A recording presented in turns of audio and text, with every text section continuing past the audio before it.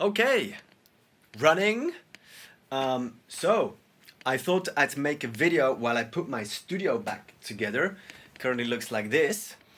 Just to tell you a little bit about the studio, the gear that's in it, and yeah, I just had to I was playing a couple of shows, so I was like kind of moving everything out, and it was actually perfect because I was away for 2 weeks, taking a bit of a break away from the studio, back home in Switzerland, and I got this lovely guy installed up there, AC. Very exciting.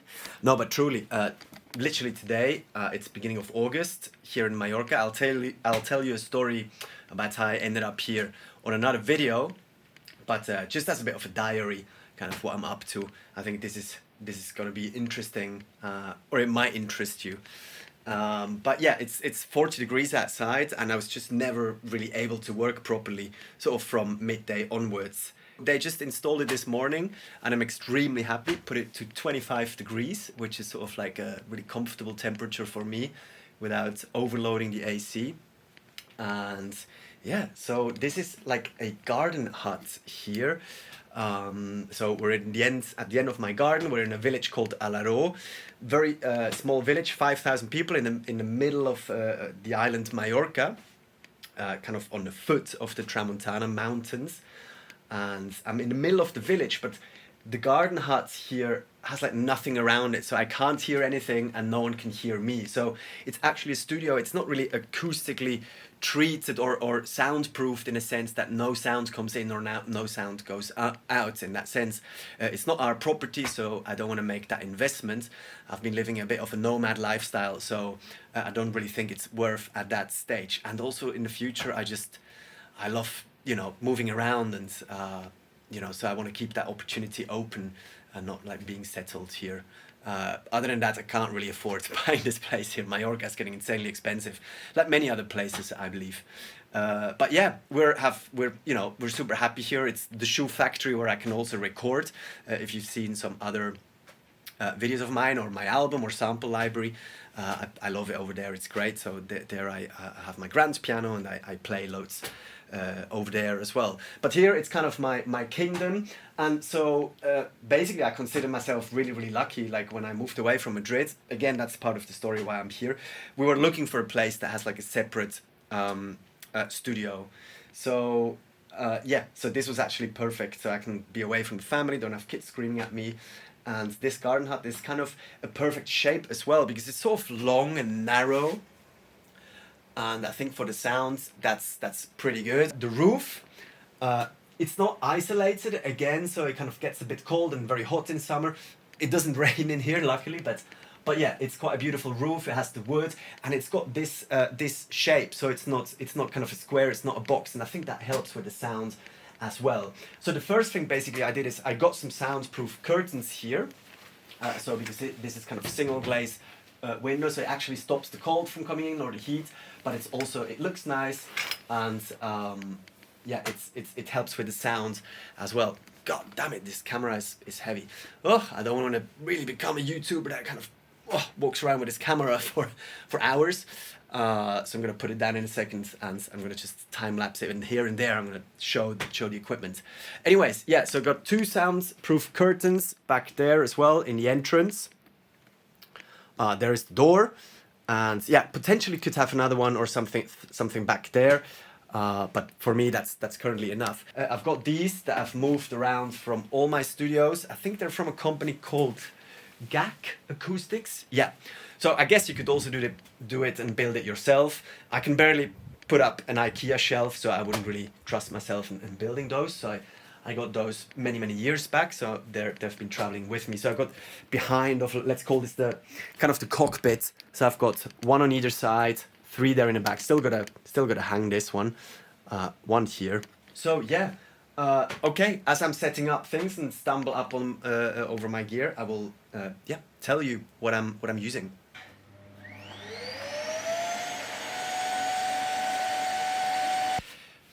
Now, when it sort of comes to carpets and tables and things like that, I like a good mix of it being authentic, it has personality, It's practical. It's light. Even though now I've closed everything because I have the AC on. I like having loads of light, natural light, sort of going away from composer in a cave kind of feeling. Obviously, you could always dream, you know, if I could choose, I'd have like a big glass front here with the forest on this side, you know, but you can't have it all. But yeah, so I have just a couple of carpets here. It helps with the coziness. Just this kind of feels like very Mediterranean. This one also is kind of light. Again, going away from the dark Moroccan typical kind of carpet. Then yeah, the tables, I've just changed to this, I don't know, German kind of beer table, because it has the perfect height when I kind of sit 90 degrees, and then I have my keyboard, which is there. I'll show it to you in a second, and there's also a story to it. Just have it attached there, and I sort of sit at this table. Before I had this old table here, which I got from a friend back in London. It's a bit wonky and a bit worried that stuff falls off. So now it's sort of like my extra desk there, which I have more keyboards to put on. This thing is like a rack unit here. I can't remember where I got it from, but basically, yeah, it holds my interface. I think I'd say invest in something like that, because your interface and your kind of, you know, if you have SSDs that need to slot in, or compressors, or then more effects, you know, hardware effects, obviously they should be stable and well protected. I have a bunch of stands as well. I like these stands, these ones here that don't cross on the bottom, so I can put my feet under. This one I think I got from Tommen. It's quite a nice quite a nice synth rack, even though it's a bit of a bastard to put together, and so it's mainly set up here steady. It'd be amazing to have some sort of an old bookshelf where you can have all the synths in there, but this is good for the moment, and yeah, I'm gonna continue.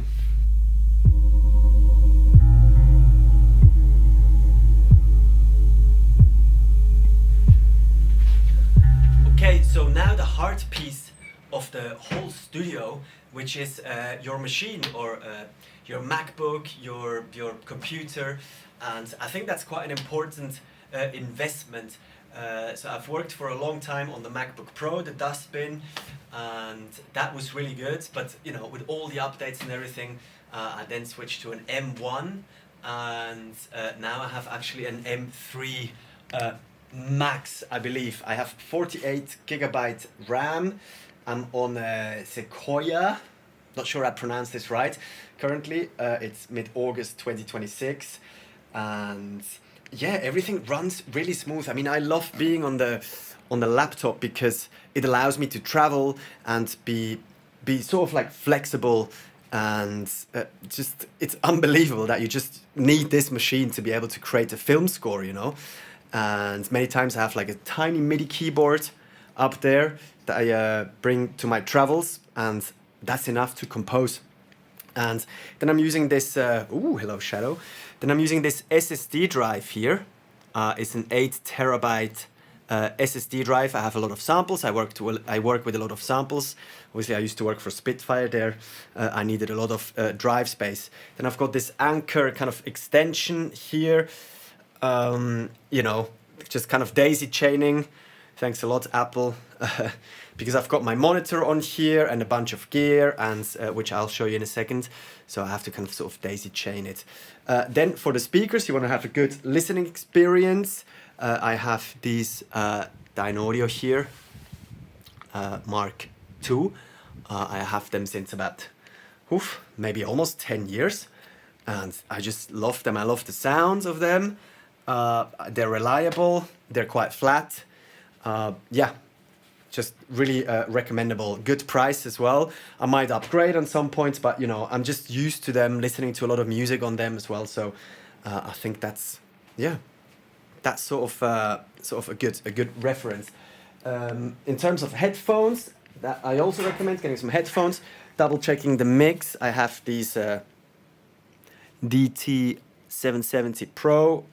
Closed ones, yes, I know there's open ones. They say I might be better for mixing, but yeah, in terms of mixing and mastering, I use several references. I even use just the laptop speakers, you know, even the phone, you know, might be a good one just to make sure it sounds good on all the kind of devices. I use my hi-fi, which I have over there, just to kind of play it on several speakers. I think that's really the trick for me. Okay, that's it. Next one. Then a very important piece of the puzzle here, at least for me as a kind of a pianist, is a good Midi keyboard. And this one is a Yamaha, oh, what is it even? Yamaha P60, if I'm not mistaken. Here it is. Oh, very good camera work there. Excuse me. Yep. So it's a electronic piano P60, and this is actually Christian Henson's old piano. So when I assisted him and he moved up to Scotland, he kind of wanted to get rid of it, and he kindly gifted it on to me. And it must be super old, probably super filthy, and yeah, I have it since almost 10 years as well, and I just got used to the kind of hammer action. I'm happy it works well. And again, I just attach it here to the table. Becomes this kind of really nice, lovely triangle and keyboard setup, which I'll talk about in a second. And then, so the speakers, I usually measure with a measuring tape, sort of from the middle of the piano. That's the same distance to both of the speakers. So I have like a true and a good kind of triangle and a good listening experience. From what I can tell here at the moment, we're not quite centered yet. Also kind of centering with my monitor here. This is just a laptop. I have a big monitor, which I'll show you in 1 second. And I just make sure it's all sort of in the middle, so I can have a good stereo feeling and setup. I'm connecting this LG screen here, monitor, slightly curved. I've gotten used to it. I like it. It gives me enough space in my Logic sessions to find my way around. Sometimes I work with a lot of tracks and a lot of plugins, so I can kind of have them dotted around the screen. And yeah, I think, I mean, then you need to get, if you have Logic or Ableton or Pro Tools, something where you can compose in, then you can actually get going already with, you know, I'm talking kind of MIDI and in-the-box production. You know, you don't even need to get speakers, really. Like headphones is fine as well if you want to keep it smaller, you know, depending on the budget and how you want to do things. But yeah, get some cool plugins, sample libraries, or record your own sounds. And yeah, so if you want to record your own sounds and you do a bunch of recordings, or you have some gear, then that would be the next step. You'd have to get an audio interface.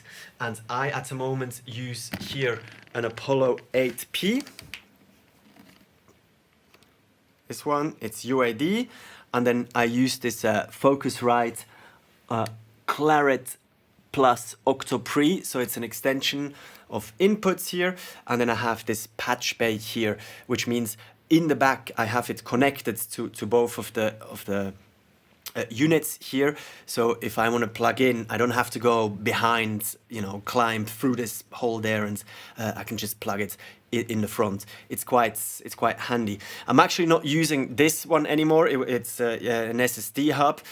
Used to be kind of 4 1 terabyte drives or 4 2 terabyte drives, but now with the 8 terabyte drive, I just have the one that I've shown you up here there, this little thing, and that's actually enough. And for you know, I have when I'm traveling and I want to record something just stereo, I have the UAD Aeron, and I'm actually looking into getting something for when I play live, or when I need to do some recordings or some sampling somewhere, that I don't have to take apart the studio every time. Luxury problems, but it's true. You know, I don't want to unscrew this and bring it, and it's quite fiddly and delicate and quite expensive actually. So I need to get something that is good, and I think I read the RME something face, maybe baby face, not baby face. It's got 8 inputs, but yeah, I'm eyeing out that one just have as a mobile rig. I record over in a shoe factory a lot, so that's kind of, yeah, a good mobile rig. That's what I'm putting together next. But yeah, with this you're kind of sorted, and I'm going to talk you through now a bunch of extra gear that I have: mics, synths, etc. This is no surprise, I guess, for those of you who know my stuff. This is my beloved Wurlitzer piano, which I've bought in Brighton over 15 years ago. It's very old, but look at this beautiful mechanic, electronics, beautifully. Just so nice. I've got to find someone here on the island that kind of does restorations, and it needs a bit of an overhaul. It's just a little bit, some of the keys sound a little bit louder, some a little quieter, and I think that'd be great to adjust. But you know, I like it for its quirks and its faults, as with all of my analog gear.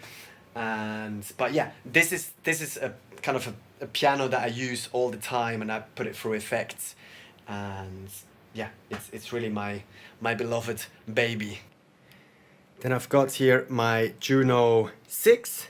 I only really got into synths sort of like together with Spitfire and Christian. He has an awesome collection.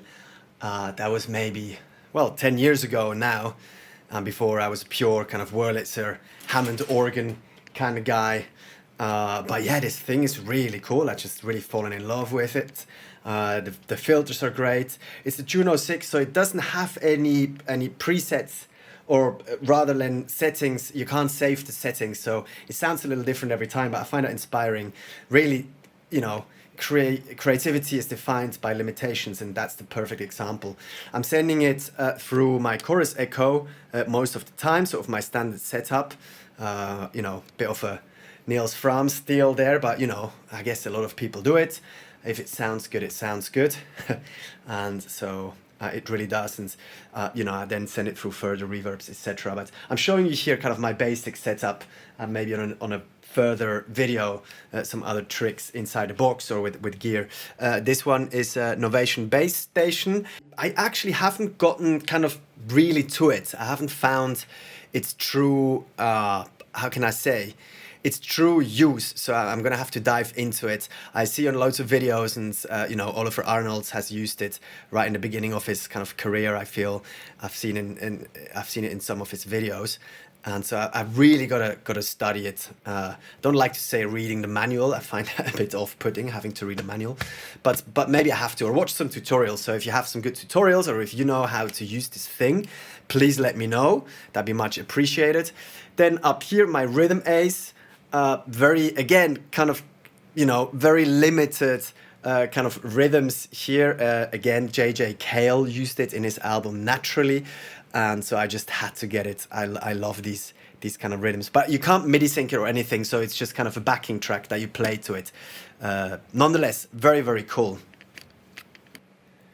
Then I've got my RC505 loop station.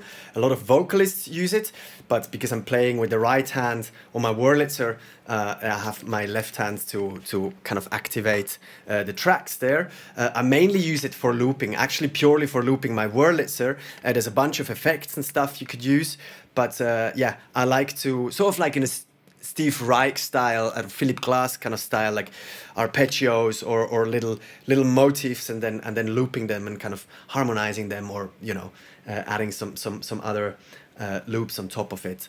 And that's kind of for most of the time I'm using that. The Juno 6, I used to have it through the loop here and there as well, but now I use it more like with the arpeggiator, or I'm sending MIDI into it, because actually the Juno 6 is MIDI modified, and that's quite cool. So it receives and sends MIDI, and so I can, you know, create my own arpeggio, let's say in Ableton, and send it out into the Juno, and then it kind of arpeggiates that, which I find super handy. So you can arpeggiate chord sequences or melodies or whatever, you know. And yeah, so that's sort of the last addition on this rig here. Then over here on this station, we've got the VK8 Roland Hammond B3 imitation. I know there's a lot of imitations in the box now. They're very good and everything, but you know, my dream is still to get a real Hammond organ. It's just about a feel of playing, and you know, this is kind of what I could afford back in the day when I used to play in bands more than 15 years ago. And this was my baby I toured with. He is all battered and kind of got its marks. It's got loads of memories on them, probably loads of beer as well. But I love the drawbars. I love the waterfall keys. You got a Leslie speaker imitation, and it's sort of like a good little thing actually. And it doesn't sound too bad. I used to play it through a Vox amp. Jesus, I haven't even got any amps in my studio. Like some sort of a Fender Bassman or something for the Whirly would be great. But anyways, I've got loads of affected stuff, so actually I don't miss an amp these days anymore that much. Yeah, then we've got the Mini Nova. It's a good little all-round synth. The keys are a little tiny, a little annoying to play, but you know, it's okay. I use it, you know, presets. It's you know, it's got MIDI input, so it's hooked up to my system. So if I have arpeggiated stuff, I might, you know, pop it on top or something like that. The effect section is a little bit annoying because it always jumps to where the setting is. You know, even if you have a new preset and it has like no distortion on there, and you wiggle this one, it just sort of jumps to full distortion, like just immediately. You know, it's not like a kind of like with a APC controller where you just keep on turning it. It like stops here and that's the maximum. And if you wiggle here, it kind of just comes from the maximum back down. I hope that makes sense how I explain it.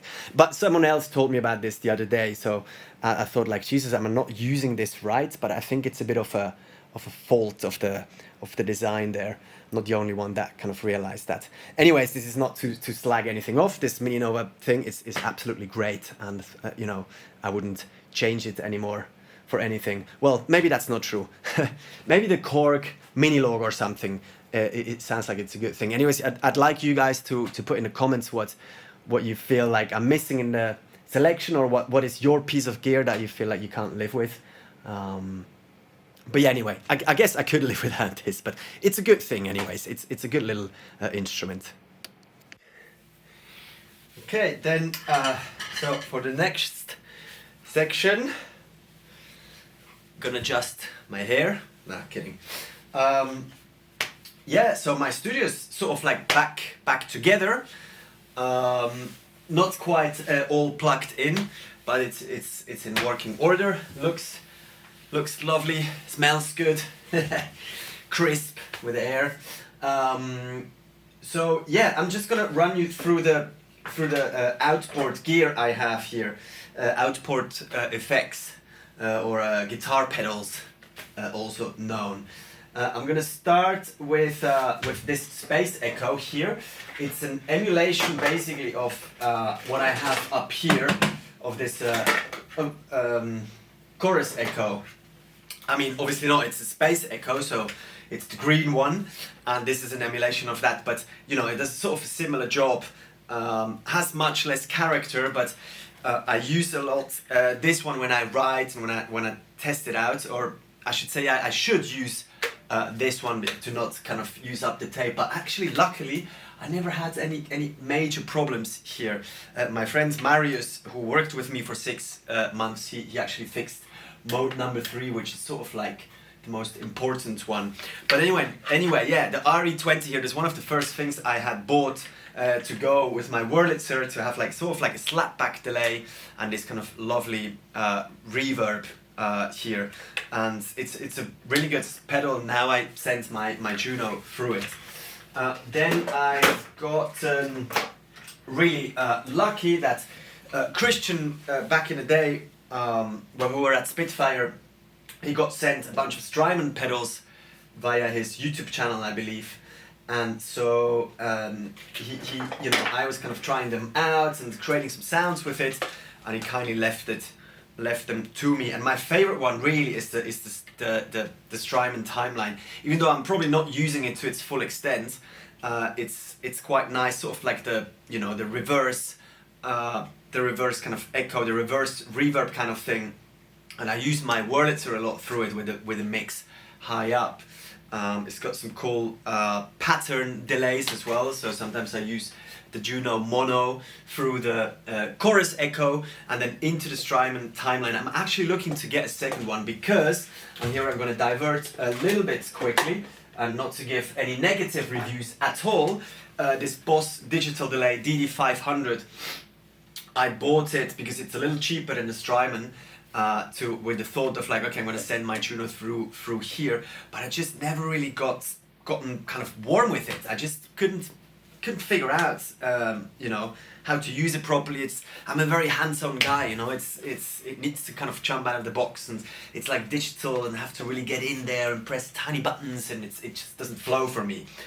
So if anyone wants to buy this off me, let me know. I'll make a good price, because I really don't use it. But it's a fine delay. It's just not the timeline.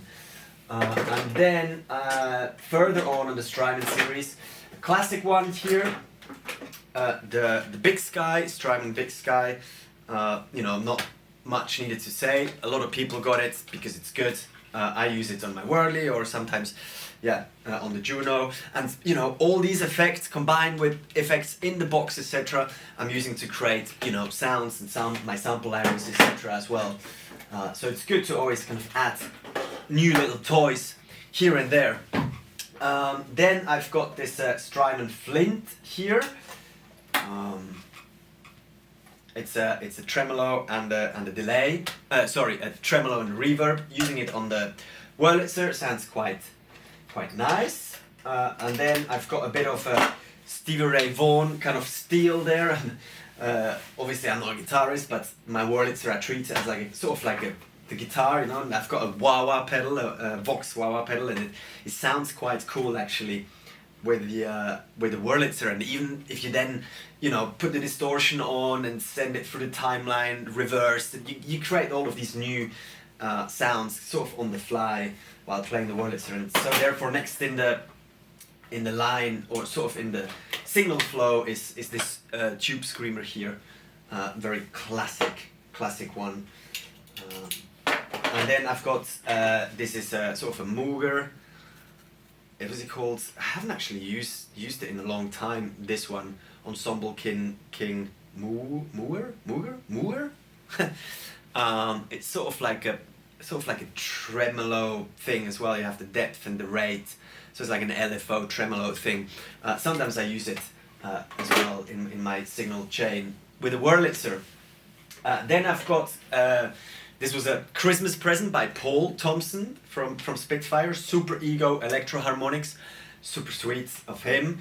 And yeah, again, it's got a bunch of effects, mod, rotary, trem 1, trem 2, pitch, filters, detune, echo, delay, flange, phase. So it's like multi-effect plugin. It's really cool. You can dry effects, attack, decay, and change the threshold, etc. So it's a good little thing, again, to kind of just experiment a little bit with the sounds. And then in the same vein, I bought recently, not so recently, but I think it was earlier last year, the Microcosm. I saw some lovely reviews, and it sounds cool, but I still don't sometimes get exactly what it does. I mean, I do, but it's a little bit, for me, I send something in and I twiddle some knobs, and when my ears like it, it's like, okay, then it gives me some kind of unexpected ideas, you know. And I created a lot of the sounds for the Shoe Factory actually with this.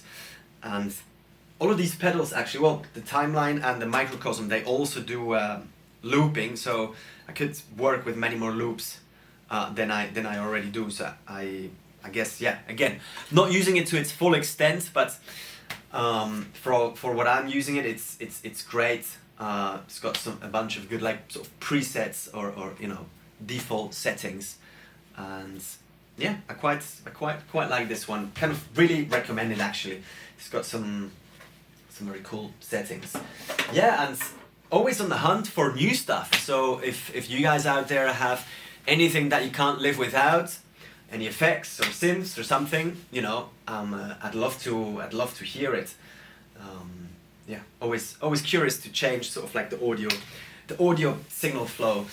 What haven't we looked at yet? Oh, okay, so my heart piece actually, my other heart piece of the studio, and it's this Schimmel piano. So wherever I move, I need to have a piano, and so I've moved so much, and actually it's quite tricky because you shouldn't really move the piano to different climates. So Madrid was a very, very dry climate, and Mallorca is very humid here and very, very hot.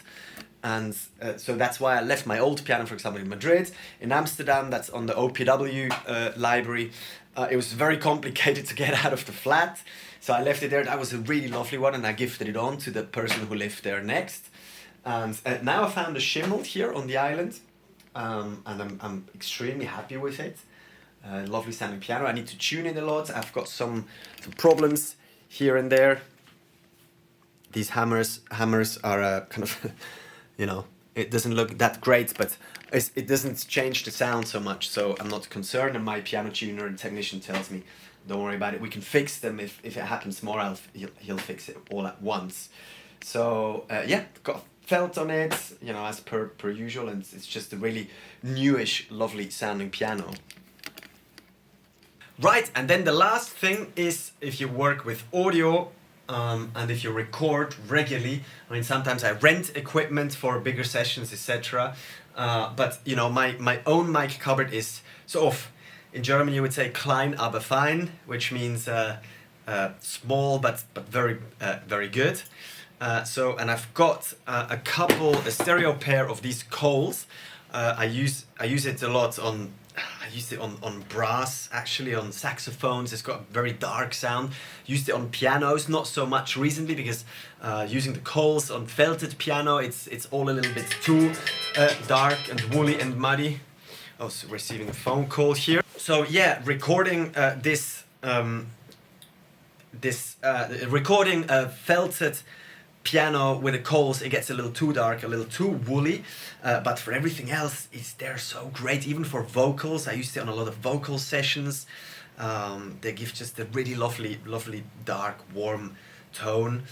For percussion, it's really good. For cello, it's a really good all-rounder microphone. And then, actually, funny story, the housing here is a little bit broken. So when I moved to Spain, that's when I bought them in La Coruña, to record sort of my debut album, the piano of my debut album.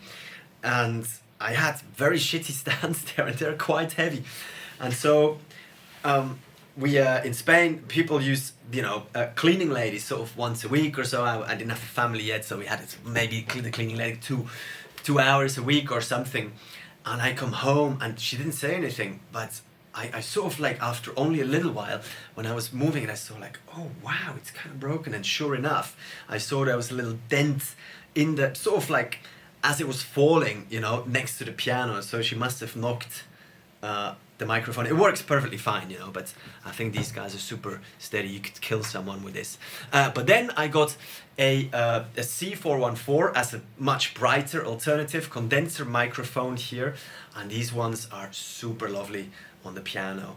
I really like it. I use it a lot. I use them a lot as room mics as well, for example, in a pool project. They're just also really good sort of all-rounders, but I've got them sort of on each end of the spectrum. And then here I've got sort of like a budget microphone, but I'm super happy with it. I've actually recorded some acoustic guitar with this before, even some vocals that ended up on records.